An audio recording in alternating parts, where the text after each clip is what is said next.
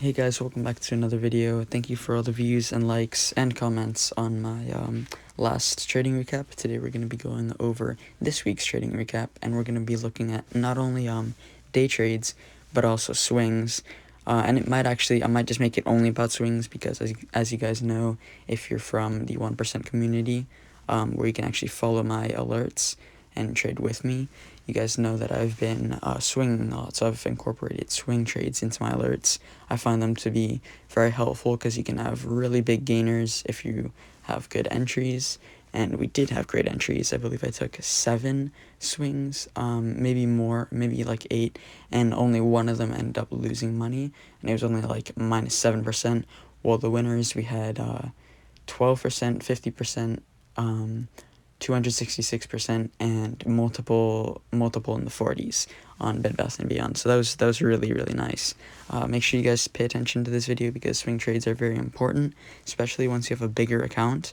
That way you can day trade while also taking some nice swings to grow your account as well. Gotta get some money, never hold your hand. Middle finger with the 5. Okay, so the first few trades we're going to be looking at are these Bed Bath & Beyond puts. Every single one was a put. 3 out of these 4 here, the circles, are the entries. 3 out of the 4 are actually swings. So these 3 here are swings. This one is a day trade. And the reason I entered the swings is because usually when Bed Bath & Beyond has a very big move to the upside, it comes down pretty quickly. As you can see, it was the case here, many times here where it comes down. So it's always a pretty good opportunity to swing puts. I remember this one day Bed Bath & Beyond was up 80%. I swung puts. I sold them at like 300%. It was really nice. So I always like to swing Bed Bath & Beyond puts. In this case, we had a 266% gainer here. But that's basically the reason why I opened these contracts, because I found a nice entry. I always open swings at 3:59 p.m. because I don't want any unexpected thing to happen. Of course, sometimes the stock makes a huge move down already by that time, and then I'll reconsider if I actually want to open the contract, right? I might decide, no, the move already happened, so I'm not just going to get in now, because swings are still very risky, right? Anything could happen, especially over the weekend. Anything could happen. News could come out. State of decay, of course, if you're trading very near expiration contracts. So that's something you want to stay away from, unless you're very confident. And it paid off 4 out of 4 times for me. So I think I sold this one up 42%. This contract. I then scalped here for 8%. And it wasn't that I just didn't want to swing it anymore. It's just that I saw that we lost a lot of potential, right? It just looked so much weaker. And to see the actual volume, I have us on different candles right now. To see the actual volume, as you can see, there wasn't really much going on. I just have it on the, I hope I'm pronouncing it right, the Heiken Ashi candles, so you guys can actually see much better. You don't see the gaps because Bed Bath & Beyond will have a lot of gaps like that, and I just want you guys to see exactly what happened when I entered and all that. So then I re-entered these same puts at 3:59 and sold up 266%. So that's really good, and it looks like I did sell early. Of course, I usually always sell early, but I'm very happy with 266%. I'll always take that. Then up here we have this 40% gainer I opened, and this was only because at the very end of the day, the stock just shot up. I was watching for puts because it had worked so well here, so I was just watching, seeing if we could get another good entry, and then all of a sudden it just shoots up. And like I said, when Bed Bath & Beyond shoots up, always look for puts. So I opened at 3:59. I sold up 42%, I think. I forget which one's 40 and which one's 42%. But as you can see, I sold early, and there wasn't really much I could do here because I didn't know Bed Bath & Beyond actually declared bankruptcy. On the news, my friend knew, and he didn't know that I had the contract, so he couldn't tell me. But I did enter puts. It was a nice 42% gain, so I'll always take that. But it literally would have been like a 400% gain if I had known to hold, because the company declared bankruptcy. So I don't know if I'll be trading this stock anymore, depending on what happens. If it just dies, because there may not be more big moves to the upside in the future. So as you can see, it went down 12%, which is a lot even for Bed Bath & Beyond. I mean, I've been buying puts on this stock since it was at $20. So next option we're going to look at, next trade, is Coinbase puts.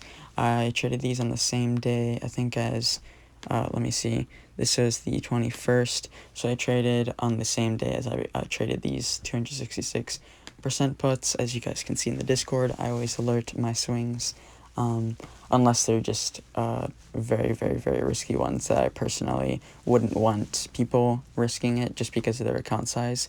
So this one paid off. It was 50% gain. I think contracts ran from $350 something to $588. That's when I exited at this candle at the bottom wick, as you can see. So it's a really nice entry. I literally saw the price just go down and down and down right after I sold. So it's just such a nice entry, and anyone who got in with me obviously at 50%, so it was really good. And I've got to admit, this was a very risky swing. There wasn't any 100% confirmation like Bed Bath & Beyond. Of course, not 100%, but you know what I mean. High confirmation that it would be going down. And this was mostly just because Coinbase had a huge run, and it was only because Bitcoin, I think it rebounded off some support. So people were expecting all cryptocurrencies and cryptocurrency stocks to go up with that. So what I like to do when a stock jumps up, and it's not because of that specific stock, like let's say UAL jumps up, and American Airlines does as well. Since American Airlines didn't do anything themselves, they're more likely to come down because there was no information about them. They're just in the same industry, right? So they're in the same industry. I bought puts, and Coinbase fell much harder than Bitcoin on this day. So it's really nice, 50% gains there. And then this last one on Chewy. I don't really know what's up with this chart, because you guys can see on my screenshot when I alerted it, it doesn't look like this. It looks similar, but support is like, the candles are much closer to support. So in this case, I would never have opened the trade, even though it did pay off. But as you guys can see in the channel, it shows that it's like clearly we rebounded it off support. That's why I opened it. We opened contracts. I forgot what the price, but I sold up very, very quickly within 10 minutes at 21%. So it's a really nice scalp. Not a swing, but it worked out very well. So I know you guys are asking me what to look for next week. I've had multiple DMs, like what should we swing, what should we look for to swing, because you guys saw my results on Bed Bath & Beyond. And I just want to say, I usually don't plan out ahead, very far ahead. I just look for stocks that made a big move that day to swing that day. I don't really look far out ahead unless I'm actually investing into shares. So I'll let you guys know. You guys can see in my channel, in the Discord, in the description, and the comments.